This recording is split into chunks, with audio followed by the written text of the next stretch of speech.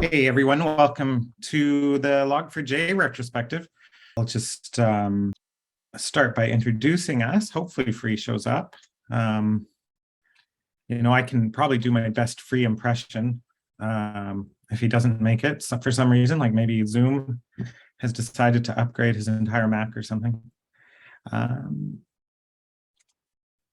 So just moving forward to here, just about us.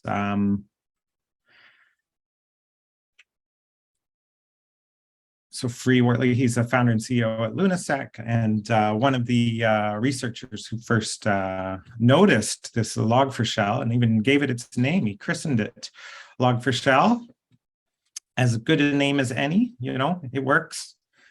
When someone says Log4Shell, we know what they're referring to, so I like it. Jim, do you want to say a word about yourself? Here he is. He just showed up. I'm just a co-pilot today. This is all about Free. I'm just going to hang out. My name is Jim. I'm a security educator. Hey, Free. Good to see you, man. Howdy. Hey, I've not used Zoom as an attendee before. Good afternoon, everyone. Hey, Free. Glad you're here. No worries. Glad you're here. Yeah, so just on the, just thought we'd introduce ourselves. So yeah, Jim, so Free, maybe I'll go first so that you can sort of just settle down and get ready. The three of us. So myself, here I am. Yeah, I'm Julius Musseau. Had the crazy idea of starting an SCA startup, sort of born of my passion for jar files and now into all shared library types. So, obviously, if you were working in SCA, this Log4j thing is kind of the event your whole startup is based on, right? Free, do you want to introduce yourself? Yeah. I think first of all, thank you guys both for joining me. I've known Jim for a very long time, and I've only known you for a couple of weeks now, Julius. In terms of our side of the journey, I think I don't know how much you've said for introductions, but early on, just that you coined Log4Shell and that you're the founder of Lunasec. Yeah, I think we're both in similar spaces in terms of what we're doing. But yeah, I did actually come up with the term Log4Shell early on. That was just because there wasn't a CVE and 0 days move fast. Yeah, that's very true. Yeah, no CVE on December 9th, was there? And then you discovered this actually before December 9th. I'd have to go look at the Git commit for the exact date. I've got the Git commit up. It's on one of the slides. So it's sweet. Okay. Saturday, December 4th in the evening. Okay. And Jim, and here, I know you were introducing yourself, but reintroduce yourself. My name is Jim Manico. I'm an OWASP volunteer, former OWASP board member, and I'm the founder of Manicode Security. We're a secure coding education firm. Yeah, and it's fun to bring the three of us together, right? We have Free as essentially a researcher type role here in the in the dissemination and the publication of this vulnerability, right? All hands on deck, everyone. So Free, you really credit to you for sounding the alarm. It was a brilliant write-up. And then, I think both Free and I are in the SCA space too. We're trying to help companies keep their libraries up to date. So it's good to have people in the SCA space talking about Log4j. And then Jim, as a security trainer, security education, especially AppSec, that's such a critical piece of this puzzle. So I'm really excited about this panel today. For this webinar, again, Free Wortley is the researcher in America who first discovered that Log4j was under active exploit throughout China and other regions in the world. And he also is the first researcher to notice that the developers that were working on Log4j were already trying to patch this issue. So he saw developers working on a fix and active exploitation on Chinese Twitter. And this is why Free sounded the alarm. And I think it was judicious that he did so. Some people disagree. I don't. So people were already exploiting this. And so someone had to sound the alarm. Free did it. And I'll let him finish his story. I think the most important story is out of Free. I'm just a passenger for this great story today. So there you go. I'm eager to hear your story again, Free. Rock on. Nice. Yeah, so quick just overview of the Log4j timeline. One thing I forgot to mention in my introduction is I actually am an Apache committer to some of these Java libraries. I was active as an Apache committer in 2006, 2007. So it's something I haven't done in the last 15 years, although they don't actually take away your committership privileges. Just because you're not active. So, could maybe push a commit maybe today after the webinar's done, if we happen to identify a problem. So I've kind of been lurking on the mailing list for years. So I remember when Log4j 1.x came out, and then you see that's kind of a wild delay there between Log4j 1 and Log4j 2, the 15 years. And Log4j 1, Jim, you could probably speak to this too yourself. Like my impression when I first tried Log4j 1 is like, this is a miracle. Like this is an incredible library, incredibly clever way to organize application logging. Was that sort of how it felt for you when you first encountered Log4j? I mean, I have a different perspective, but I just want you to bear with me, Julius. Like for me, it was a boring library. It's doing logging, right? And we would include it in the class path and start logging. And it was never a challenge. And so, but why I say this, Julius, is because nobody expected a dumb logging library to be such a major incident. And it is, like, if you're an engineer like you are and you look at the source code of Log4j, it is fascinating what they're doing. They support a lot of different logging mechanisms and integrations, but it's a boring library. It's logging. It's logging, Julius. Logging is boring. It's important, but it's boring. And like, I don't put a lot of weight into it. I include it, I log, and I never would have expected that's the library that caused another Java apocalypse. So yeah, it is good code. It's great work, but who would have thought? There is a popular competing library these days called Logback, and I'm not sure if I know how to pronounce his name, Seki Gulku or Cheki Gulku. He was the original founder of Log4j 1.x. So it's kind of interesting that he is not part of the Log4j 2 team. And it was interesting to follow him on Twitter because he was talking about that, he immediately checked if Logback and SLF4j and those libraries that he maintains were similarly vulnerable, and they weren't. But he said it was kind of a 50-50 call. Like he remembers back when he was thinking of implementing similar functionality, and he says he almost implemented it, just it wasn't feeling like it that day for some reason.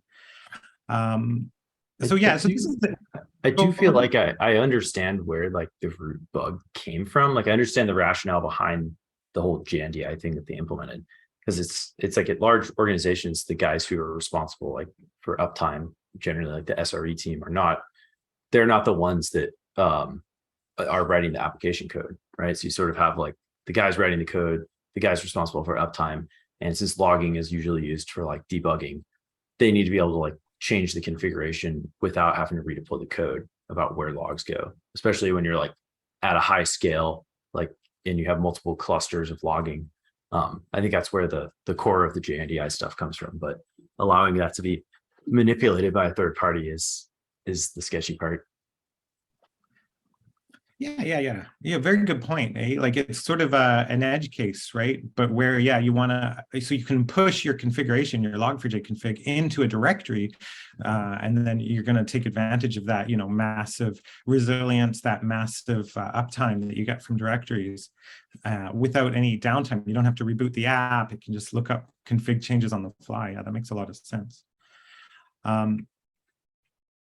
Moving forward, that's enough on the timeline, I think. Yeah, so just December 9th, I was wondering if the three panelists, so myself and Free and Jim, could just talk about December 9th and what that was like for each of us.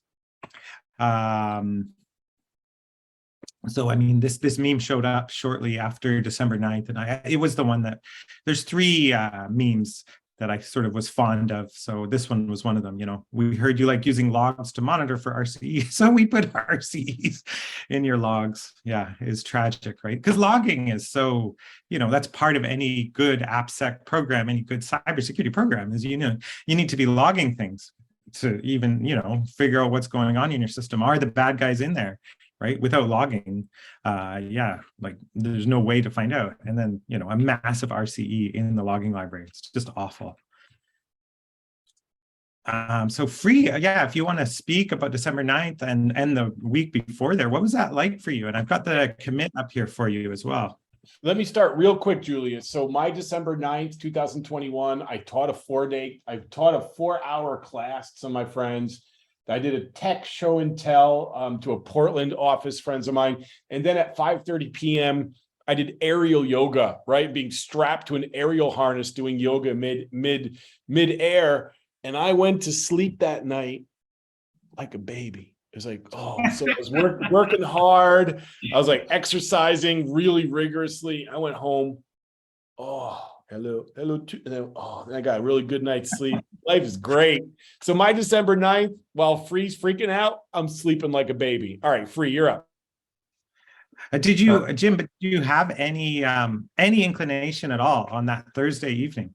Yeah, Free was starting to like give me initial information. He was busy with other people. He gave me a little tidbit. He's like, something big's happening. I'm like, I'm in the air doing yoga strapped to an aerial harness. I got you, Free. It's like the next couple of days when Free starts leaking information to me and I see it hit the news.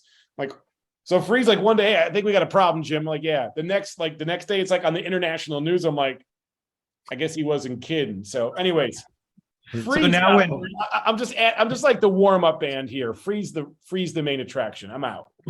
So now when Free calls you and says, I might be working on something big, you answer his calls now. No, Free's legit. Don't get me wrong. I was just tired. I'm just saying, like, I'm strapped to an aerial harness, doing yoga midair. Like what? I'm like, okay, Free. It's a long day. It's a long, hard day.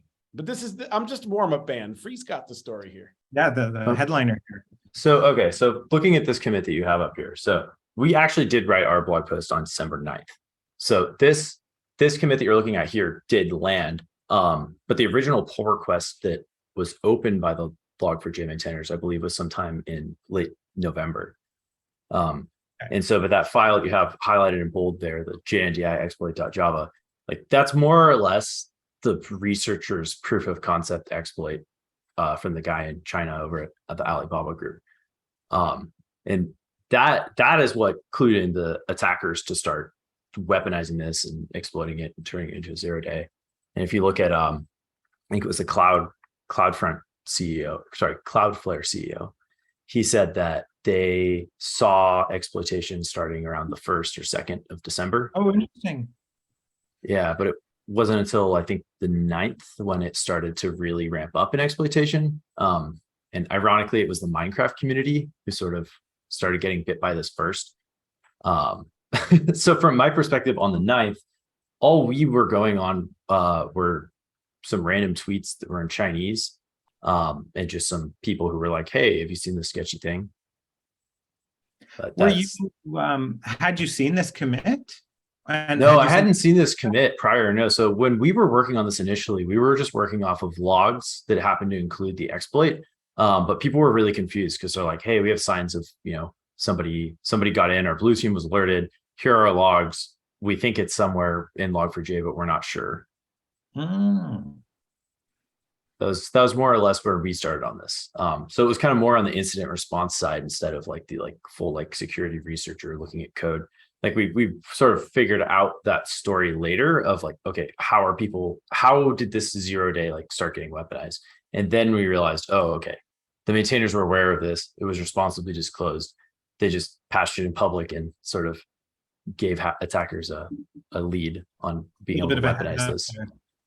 Yeah. I wonder if the pull request also probably included this file early on in its yeah. So I want to say it was the 29th. It might have been the 24th, but I'd have to go look. And then your blog post was a fantastic blog post, like yeah, really well done. When did you hit publish on the blog post? I remember reading that blog post on Friday morning on the 10th. That was the 9th, and we actually wrote the initial version of blog post like really fast because we realized this was bad since it was like under active exploitation. I think we shipped it in about 45 minutes, maybe an hour, and that was having logs and a bunch of text in Chinese, taking an exploit, figuring out like a simple vulnerable app that could be exploited, using the actual slides you mentioned from the JNDI talk at Black Hat to write an exploit, and then having like a full POC remote code execution chain. And then we published that, as well as here are the remediation steps that people are saying.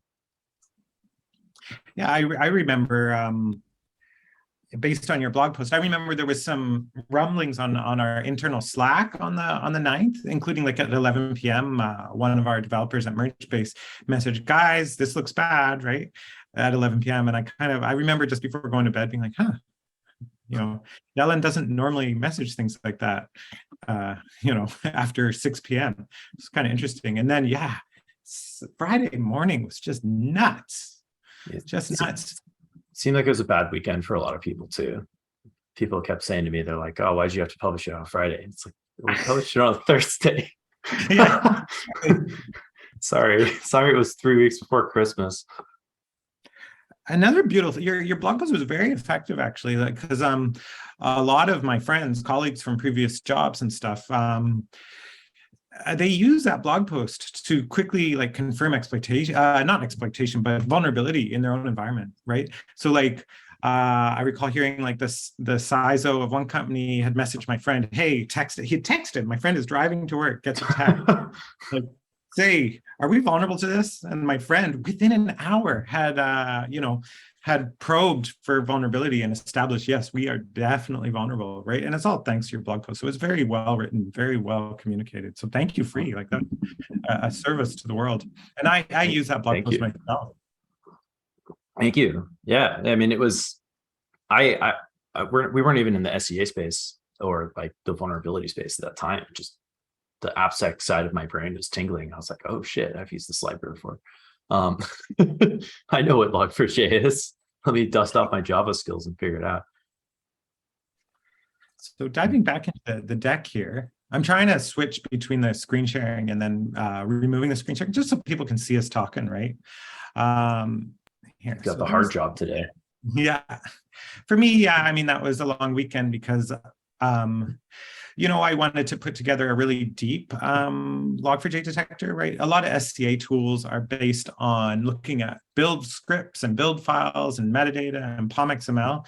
But I just wanted to be like, okay, Log4j, anywhere on the file system, any situation, any context, I just wanted to find it. So made a little tool there on GitHub that was useful for that. And it is based on, previous academic work I've done over the last 10 years on how to accurately detect something, how do you accurately detect a version of something, not based on SHA-1 or SHA-2, not based on those byte-oriented fingerprints, because those are, those are very brittle, right? Like, yeah. Julius, don't you have a patent in this area as well? Yes, that's true. But the patents around rewriting the jar files so that they can self-monitor. As for just the actual detecting what specific version it is, like empirically, and saying, yes, you definitely have Log4j, 2.6.3 or whatever. That's based on academic work from like 2007. And so I employed that technique because everyone else was doing SHA-1s and SHA-2s and MD5s. And, you can take Java 6 and compile Log4j, and then you can take Java 7 and compile Log4j, Java 8 compile it. Your MD5s are all going to be different every time, right? You change the compiler, the MD5s change, right? So a lot of these signature-based techniques aren't actually very robust for finding those weird versions of Log4j. So this was a good tool for that. But yeah, put it together that weekend. Yeah, startup life is fun, right, Free? Oh yes, especially mixing the realities of companies. I think that's part of what that's part of what makes playing the whole incident response detection side of things so fun, is that you have this sort of average case, but especially at big companies and Fortune 500s, you end up with these weird edge cases that create things like, oh yeah, our hash is different because we had to compile it because we're on an old patched custom version of Java, and this is this weird.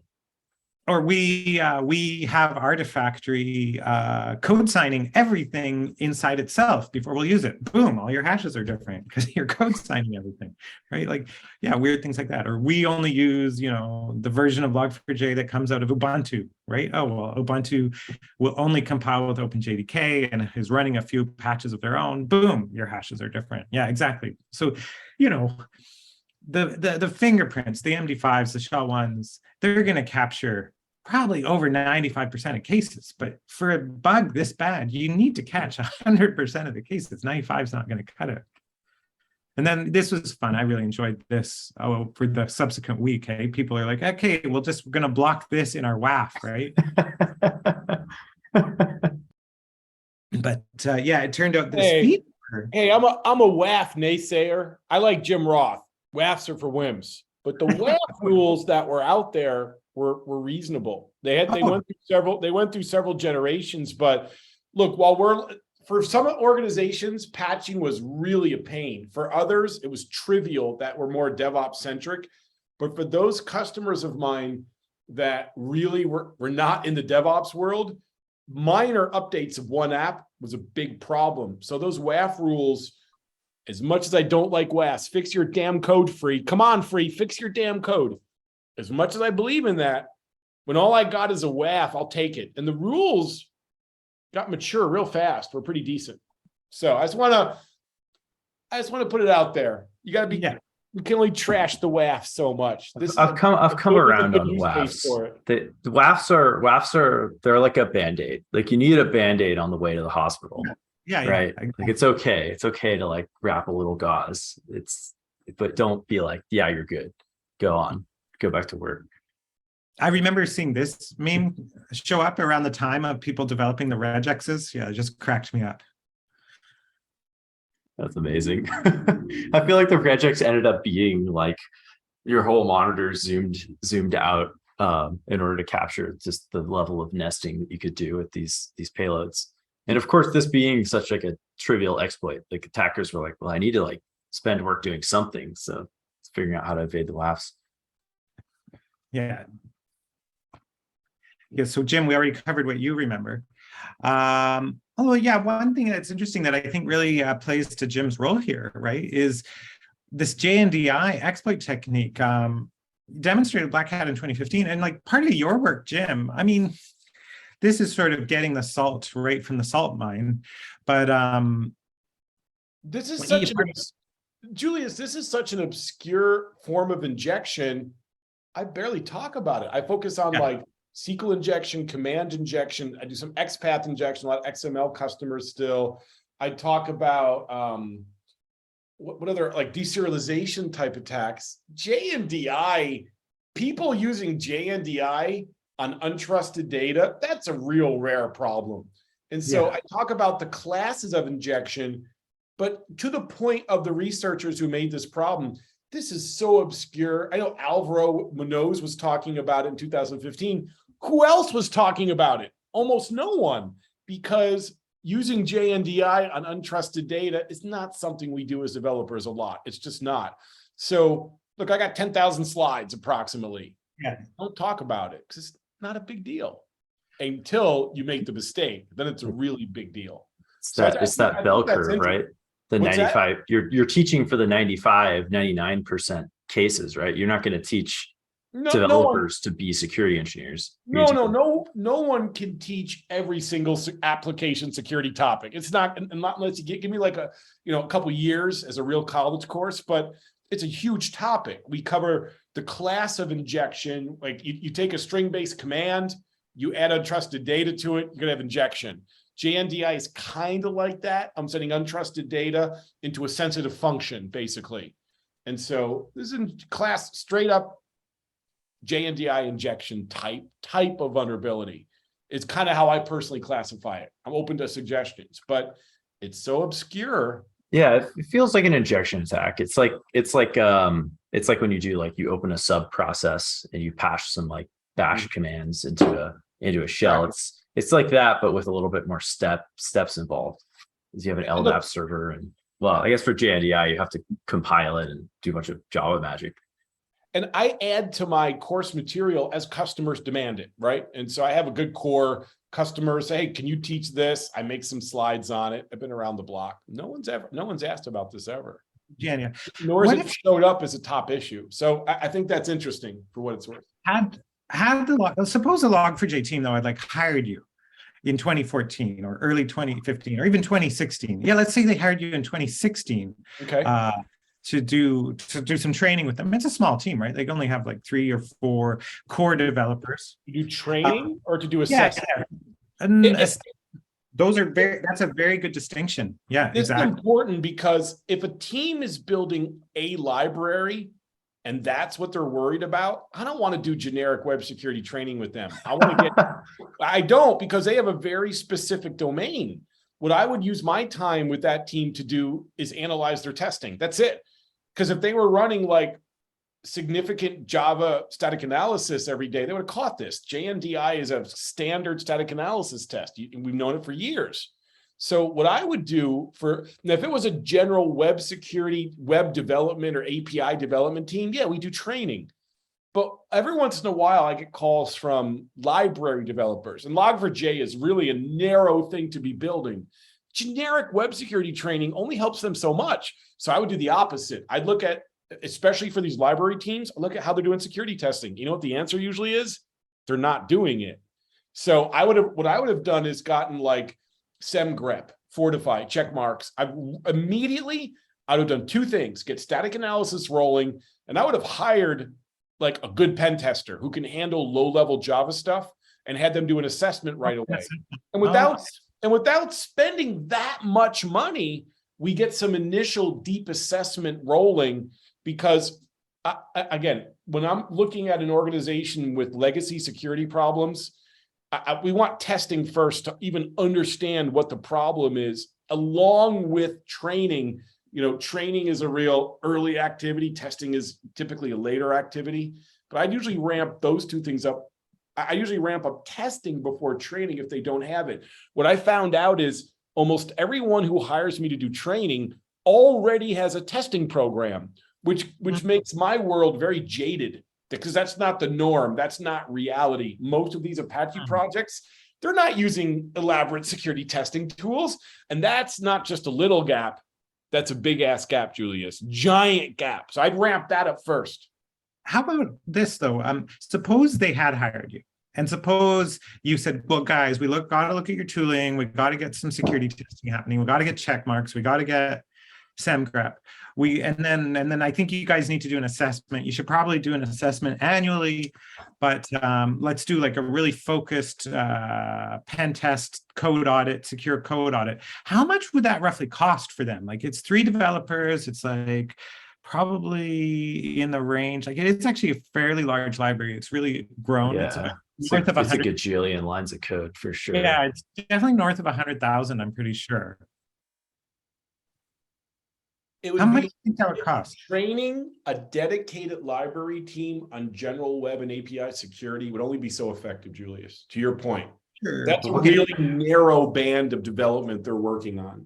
What about the assessment and the tools, like the check mark? That would be huge. That'd be the first thing I do. Yeah, it's a tough one too, because I feel like if you're just like pen testing a library, it's like, you know, there are no endpoints on a library, right? It's like you'd have to, that's much more like AppSec. I agree. Sorry to interrupt. I'm getting all excited. Sorry. I know the Java community well. You're a champion. I'm a Java security champion. I'm not trying to be arrogant. It's just popularity contest. It's not. So, but I know the Java champion community, and the Java champion community really cares about the third-party library community. So I'd probably tap the Java community, the Java champion community, to find some experts to go do code review, security-centric code review of the Log4j library. That'd be my personal tactic, trying to help them out. I'm just trying to get there's a point I'm going to make. If I can just extract, like, ready. back of the envelope estimate on cost to implement all those things? Like, would it be 100K, $250,000? How much do you think? No. I mean, like, I can fire up SemGrep and run it for free. I do that right away. I would, what else can I do? I would run merge basic. If Log4J has any other dependency to run merge base against it, you're welcome. Lunasec. And Lunasec. I'd run merge base and Lunasec. I get both. Yeah. And then I'd find a pen tester. I'd probably, honestly, I'd find an international code reviewer from the Java community Like an elite one. who had a little less of a US rate. In the US, for a good pen test, 100,000 lines of code, 20 grand, 10, 20 grand, at least. I mean, right in that range. 100,000 lines of code's not so bad, right? And so, I mean, I wouldn't call it a pen test though, right? It's like a design review, code review. It's literally, there are many firms, I know Envisium and several others, they specialize in code review.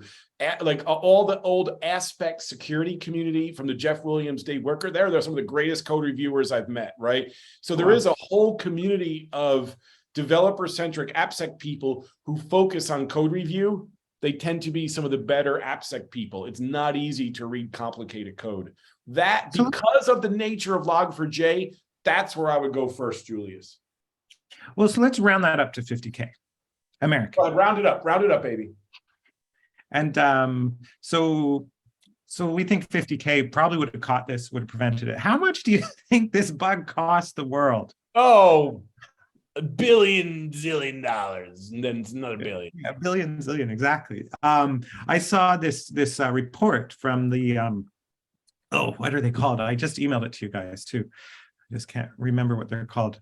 CSR Cyber Research, CSRB report on Log4j. It's a Cyber Safety Review Board. The Cyber Safety created report. because of this.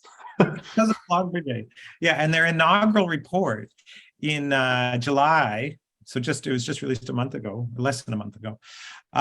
They had one government department from the US government mention in this report that government department spent over 33,000 hours working to to deal with this issue, just in one government department. 33,000 hours of staff time. Unbelievable. I mean, I'm trying to think about, I guess, rough back of the envelope calculations on how many hours I know certain large Fortune 500 publicly traded companies spent working on this instead of their product development roadmap.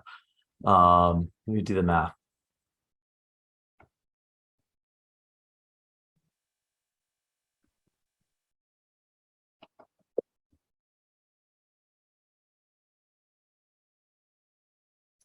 We're just waiting here for free.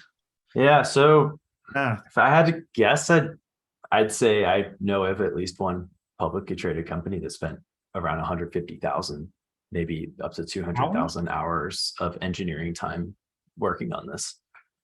Oh my goodness. That's just one. $1 billion. You heard it here first. And so, yeah, so that's kind of like, how can we get that 50,000 spent earlier so that we don't have to, as a society, spend the billions later? I mean, how do you solve a classic tragedy of the commons, right? If everybody just doesn't do it, then, if everyone like litters and throws their trash, then it's horrible. But if you're like, as an individual, like, whatever, it's dirty, I'm just going to toss this cigarette butt, like, you don't think about it. And it's like, that's, I think, the classic problem with open source in general is what is the Apache Foundation's yearly budget? It's like $1 million, $1.5 million, something really tiny. That's the entire foundation's budget, free. Yeah, like it's like all run off of volunteers, and security testing is boring work that nobody wants to do. And there's no, and then, that classic security problem, right? Like if you prevent the catastrophe, you're not going to get a pat on the back for that. Nobody will notice that the catastrophe was averted. Yeah, right. It's the thankless job that goes unnoticed. Like, I fixed that bug. It could have been, the next major problem. So I'll dive back into the slides, but they're almost like they're almost anticlimactic after this discussion just about the global carnage and cost that could have been prevented with such a small outlay. So quite tragic. I agree. Oh yeah. Any serious breaches, you guys? Like maybe you have to anonymize them. Maybe you can't really say particulars, but has anyone heard of any serious breaches with respect to Log4j? Lots. Oh, you have? Okay. Absolutely. I mean, I don't like, I can't get into details like client meetings and stuff like that, but Okay. I personally know of like several dozen. Oh, really? Okay. I assume you've all seen the same, no? I mean, a lot of people are quiet about it and they report through their different reporting, compliance and similar, but this was mass exploitation across the world for quite a while. Still underway. It's still underway, by the way. It's not fixed, it's not done. No. I haven't heard anything myself, but I'm focused in my little SCA world where we're just trying to help people patch things quickly. We don't really come in, we don't do incident response, we don't do any forensics, right? We're just really focused on the SCA problem. How about yourself, Free? Have you heard of anything? Most of the same as your space, Julius. Kind of we wrote the guidance, but we're not out there dealing with ransomware attacks and getting attackers out of infrastructure like that. That's a totally different world. I forget what the Cyber Safety Review Board said. I think they said that they didn't see any like major exploitation. But yeah, there's no doubt in my mind that this has been exploited. It's just it's hard to find attackers, and nobody wants to confess anyway, right? If they do, like if they can keep it quiet, they're going to keep it quiet, right? Like exactly. And I think part of the report that the Cyber Safety Review Board put out is that there's no sort of like breach disclosure regulation yet in the US, really. There are for like niche industries, I think like HIPAA, but in general, it's like the government doesn't know if a company got breached or not because of a vulnerability like this one. No, there's a lot of regulation that forces breach disclosure. There's not a federal law, I believe, yet. I'm not a lawyer. I'm gonna stop there. Yeah. Another thing, though, it was a very noisy exploit in terms of like lighting up your network and lighting up your firewall, whereas the Struts attack back in 2017 was much quieter, right? It just went in through the front door and you could have the whole payload, as part of that single HTTP header all in one, boom. Whereas this one, it needs to go in and then it needs to hit an LDAP endpoint. It needs to hit an HTTPS endpoint. So I do feel like this one was quite noisy. Does that align with you guys, what you felt? No, what interests me is it noisy. Like when we had the attack on Equifax and others with the Struts vulnerability, 5638, 2017, 5638. I don't remember, but yeah, you're great. Holy smokes! Did I get there? Wait. What was that? This is CVE 2017 5638. If I remember my Equifax right. Is that right? 2017 5638 is indeed that's it. Yeah. Damn. So that teacher, don't give me any credit. I just say it a million times. So the thing about this is there was no single entry point like we see in Struts. The Struts attack was pretty, the Log4j attack was any piece of data I send to your service at any endpoint, any direction, any way, if it hits a log file, I got you.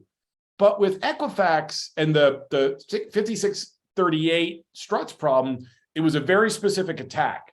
So even though Struts was bad, critical, it was a pretty straightforward attack that we could patch and block.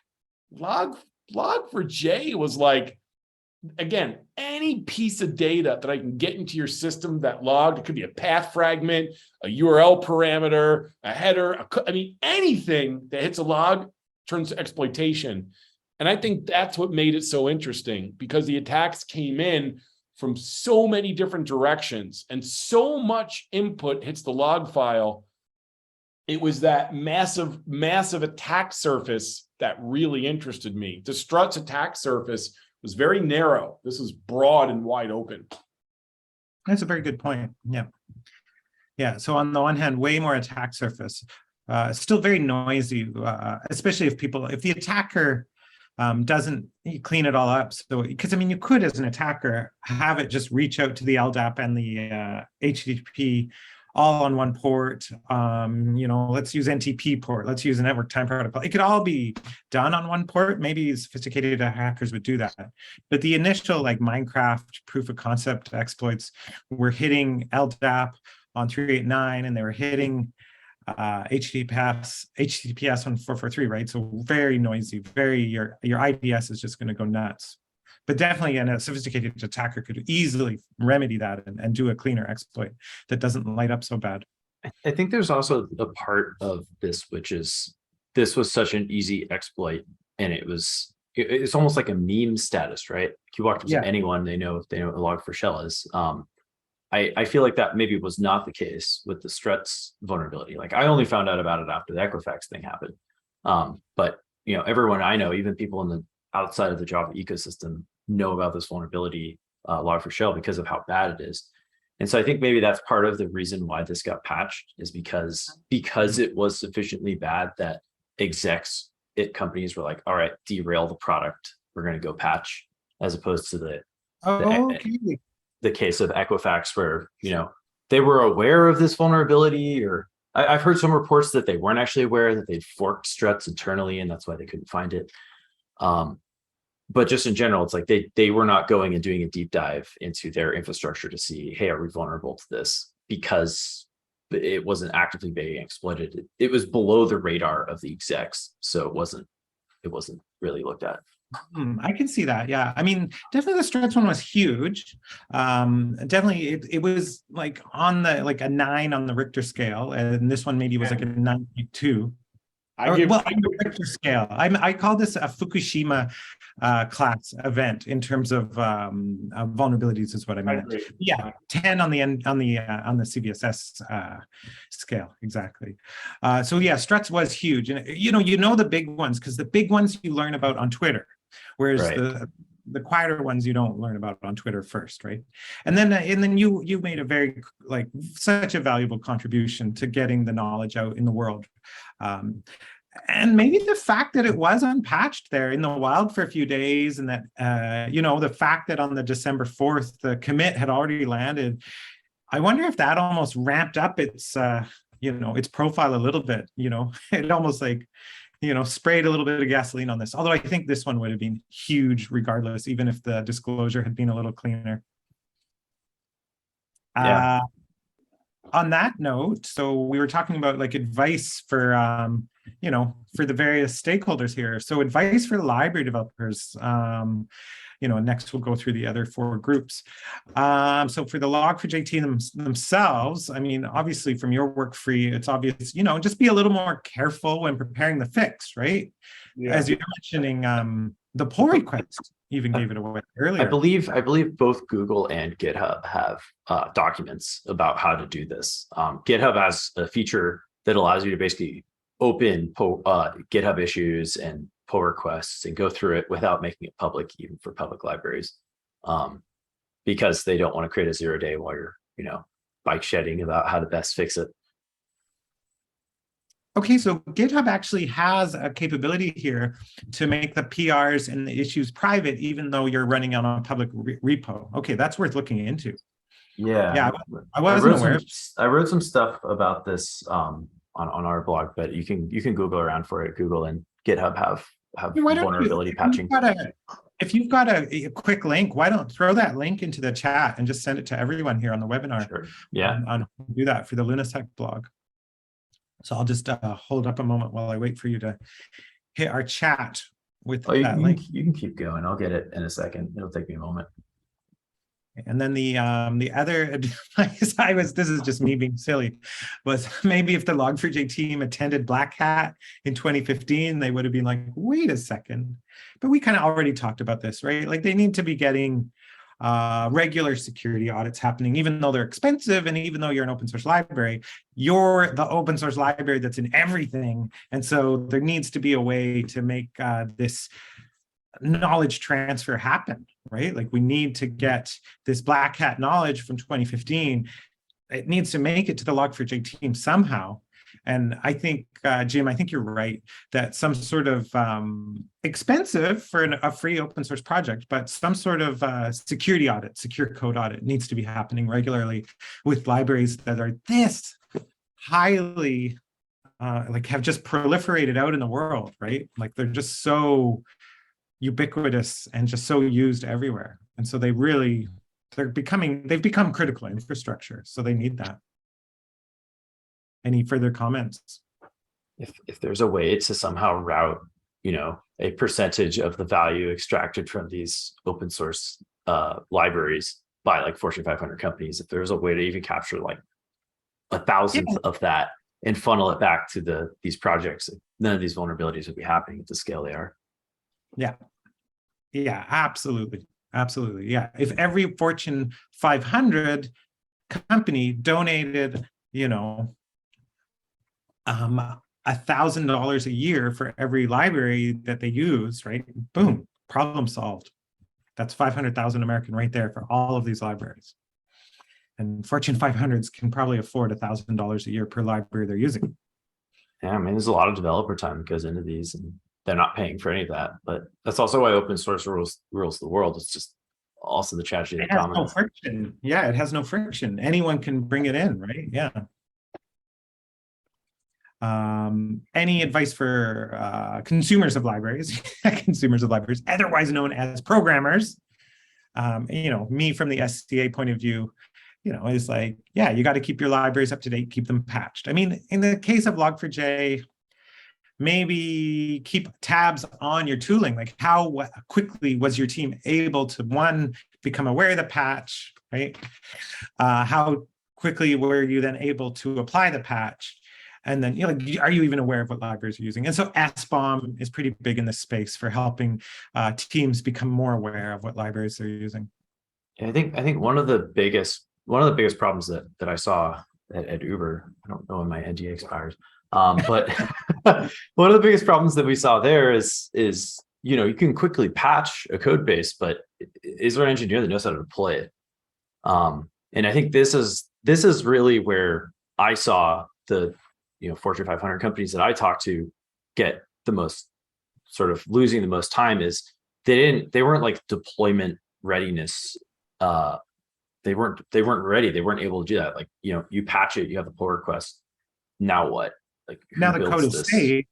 Your code is safe, but that code is all in theory. That's not the actual running code, right? You need to get the running code patched. Yeah, like if you have like a super manual process that involves the moon being full and it's raining outside, like it feels like that is how complex it is at a lot of companies. And kind of horrifyingly so, I spoke with a lot of companies and realized things like there are companies out there that don't even know how to restart the server or restart even their Java process because it's just been running for years and the guy who set it up is gone. Yeah. I worked at a bank years ago, and one of the systems there had an annual release cycle, and that was actually like baked into the corporate policy. That system was only allowed to receive one update a year because it was just so critical, so central to everything, right? Like, how does that receive a Log4j patch? And that system used Log4j too, Log4j 1, not Log4j 2, but it used Log4j.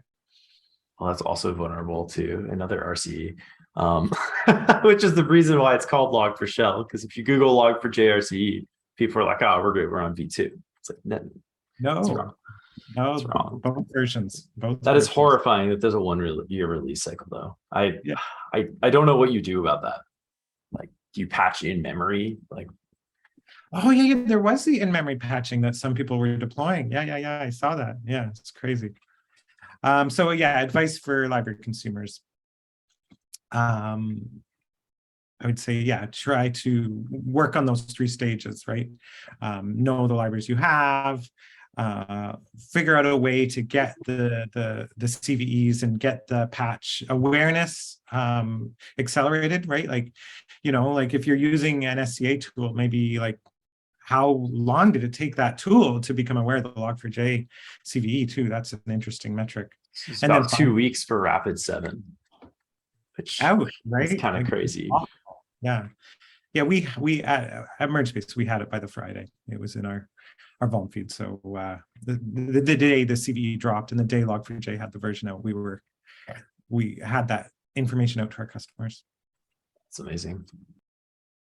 And then any advice for, I don't really have anything on this slide, but Free or Jim, any advice for CISOs or executives about this whole problem about Log4j, but in a more generalized way? 3 things. Number 1, stop the madness of letting your developers pick any third-party library and roll it into production. You need a stronger vetting process and understand the business risk of picking third-party libraries. Mostly the business doesn't stop the intake. They let developers do whatever. They just stop like production releases, or they run scanners, but we need a vetting process up front to stop the madness in the first place. Second, you got to be running the MergeSpace, the Lunasec, and SCA type tools on a like 100 times a day. And 3, you got to have the willingness to update. That's something a lot of companies don't have. I see a lot of companies scan and report and SBOM. SBOM's a little bit BS to me, because SBOM does nothing to help me update. It just gives me a list of what I'm using. I can use a lot of tools to get a list of what I'm using, but actually fixing it and updating it and regression testing, that's where security is done. SBOM is not security. Updating your actual bleeping libraries is security. Nobody wants to do that, even those who use these enterprise tools. So let's not forget, let's have a vetting process. Let's run the tools and let's update our freaking libraries. That's where security happens. Yes, and you put all these things, you put these 3 things together, you start to get a good supply chain process. I'll even go one better, Julius. What I tend to recommend is keep all your libs up to date, but keep 1 month behind the main update, 1 month behind the cutting unless you need to be at bleeding edge because there's a security vulnerability. Otherwise, keep a month behind the top level and then update, try to avoid supply chain issues. So like this takes massive coordination, massive C-level will, massive like responsibility for your libraries and the will to keep them up to date and handle the regression testing. It's expensive, Julius, and a lot of people don't want to do it until they felt the pain. I really want to emphasize what you just said, but Free, you go first. I mean, just I was gonna. I'm trying to remember what was your third point, Jim. You said you were talking about SBOM. I would say that one of the problems that I've seen the most as a security team is if the only time you're ever getting scan results for vulnerabilities is on a pull request, for example, then if it's like not a very active library or an active project, you're not going to get these results for potentially a long time. Yeah, at least stale. And that's where I think like SBOM is really helpful, is because it gives you this like artifact to then continuously check for CVEs against. Nice point. Nice point. Very good point. Free. What gets me is everyone praises SBOM as the solution. No. But still, again, you got to actually update. And absolutely. It's like a hammer. A hammer is not a solution. It's just you need this to do anything. Yeah, it's like the point I'm trying to make is I see so many of my customers that do the SBOM, run the scanners, understand what the problem is, put a lot of effort into like running these scanners and building DevOps, then they don't update. I'm like, what's the point? So that's why I keep emphasizing that, because it's a missing link in most shops. I mean, you walk around Black Hat and they're just like, hey, we'll find all the vulns. It's like, great. Turns out finding it is the easy part. Fixing is the hard one. Yep. Now you're talking my language. And I just actually want to like shout out to the audience and anyone that ever watches this as a video after. What Jim is saying there about always update all your libraries, but hold back for a month is actually, it sounds simple. It is simple, very powerful, very effective. And but it's hard to do because that month's delay is different for every library. And there's no tool that manages that real well right now, or I don't know of any, but it's just a problem that it sounds easy. It is a little bit difficult to deploy it, but I know of a couple of my customers who roll that way. It's not easy. Yeah, no, that is a very wise way to go. Guys, let's wrap this up. I've got my one last meme that I was very fond of doing the research here for this. So I'm going to quickly go through that. Yeah, when I saw this one just cracked me up. So is it Log4J or is it Log4J? And yeah, it just cracked me up. Although I don't know anyone who's ever called it Log4J, but it was still it is Log4J, because I know some guy from the Wall Street Journal interviewed the Apache team, and it's Log4J. Cool. They call Log4J, which I would consider the official pronunciation, but teach their own. Well, yeah, Jim, Free, it was wonderful having you guys here today. I really enjoyed this. This was really fun. And yeah, great discussion. That was fun.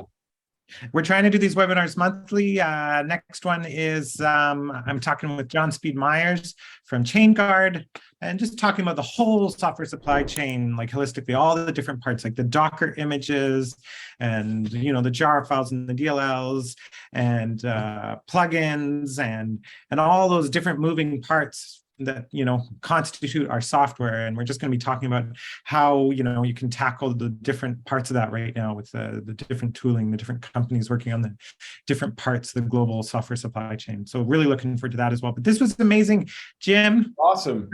Thanks for sharing your experience and your knowledge and your wisdom with me today. And have a fantastic rest of your Wednesday. Awesome. I'm a big fan of the work that both of your firms are doing, Lunasec and MergeBase. We need more next generation SCA class tools. And I put you both in that category, right? And I really appreciate the work that both of you are doing. Thank you very much.